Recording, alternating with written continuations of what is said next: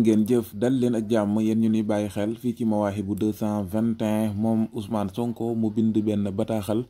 jaare ko ci page Facebook am ginnaaw bi nga xamante ni jàpp nañ ko nit ki bërki démb ba loolee waral ay yëngu-yëngu am fépp ci réewum Sénégal moom Ousmane Sonko mu xamle ci page Facebook am ni kat ginnaaw en bi nga xamante ni jàpp na ni dañ fa am ñu ko amal jëme ko ci benn opposant boog moom Ousmane Sonko muy xamle ni dina résister maanaam taxaw jàmmaarloo ak képp koo xamante ni daf laa nar a sàkkal pexe comme ni ko constitution bu Sénégal digle moom Ousmane Sonko muy xamle ni niki tey ji ci dimanche bi yemoo ak fanweeri fan ci weeru juillet atum 2023 jël na décision ngir amal benn grève de la faim maanaam bañ a lekk bañ a naanati ngir rek nee na mbañeel ak en bi nga xamante ni jàpp na ni lii di état bu Sénégal daf ko am jëmale ko ci benn jëmm opposant muy jëmmam moom Ousmane Sonko muy xam leen daal yëmu ci waaye mu ngi woo képp koo xamante ni détenu politique nga maanaam képp koo xamante ni dañ laa jàpp te yaakaar ne liñ la jàppe du lenn lu dul mbiru politique nga fekk si ko ci grève de la faim boobee nga xamante ni si la nekk moom Ousmane Sonko yemul ci loolu ba tey muy xam leen daal mu ngi woo mboolem peuple sénégalais bi